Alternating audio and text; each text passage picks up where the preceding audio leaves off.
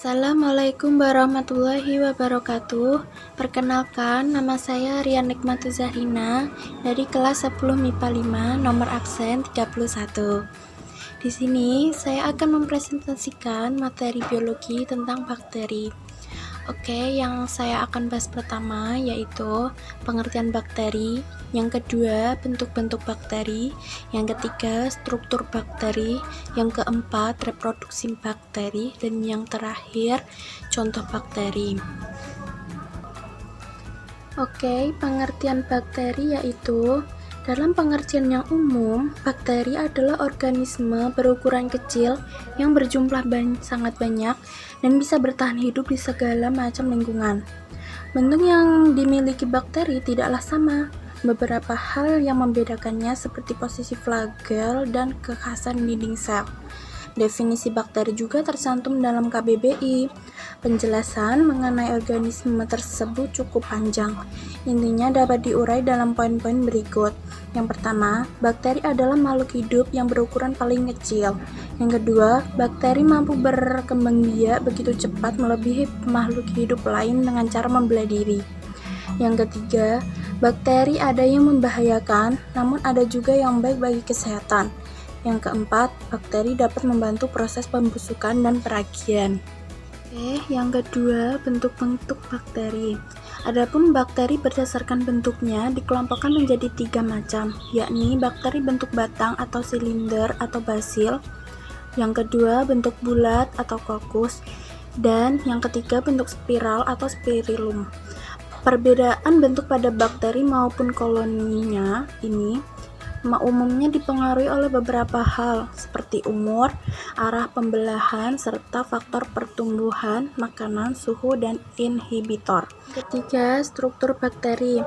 Struktur bakteri terdiri dari struktur luar dan struktur dalam. Di bagian struktur luar terdapat dinding sel, kapsul, membran sel, flagella, dan pili. Di bagian struktur dalam terdapat sitoplasma, nukleoid, ribosom, dan plasmid. Yang keempat, reproduksi bakteri. Yang pertama, reproduksi aseksual. Bakteri mengalami reproduksi aseksual dengan cara pembelahan biner, yaitu pembelahan dari 1 menjadi 2 sel dan seterusnya.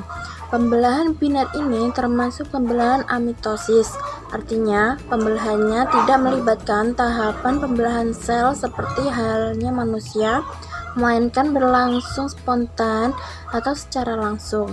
Untuk melihat tahapannya, simak gambar berikut.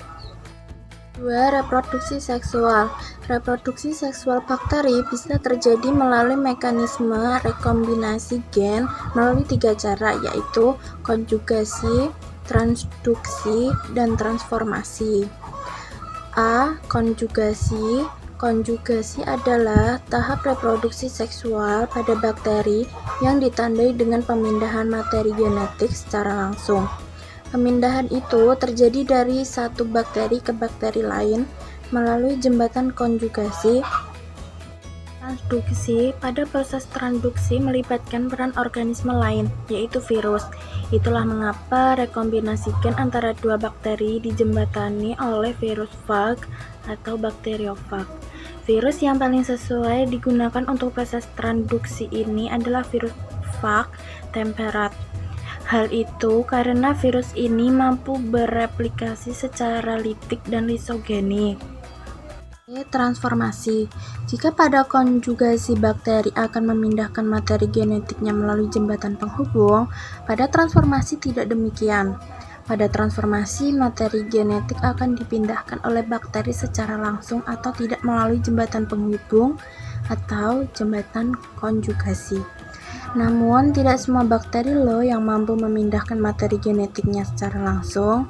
Biasanya bakteri yang mampu bertransformasi adalah bakteri yang memproduksi enzim tertentu. Yang kelima, contoh-contoh bakteri. Yang pertama, Cyanobacteria. 2. Acidobacteria. 3. Proteobacteria. 4. Bacteroidetes. Semoga apa yang saya sampaikan dapat bermanfaat. Apabila ada kekurangan, saya mohon maaf sebesar-besarnya. Sekian, wassalamualaikum warahmatullahi wabarakatuh.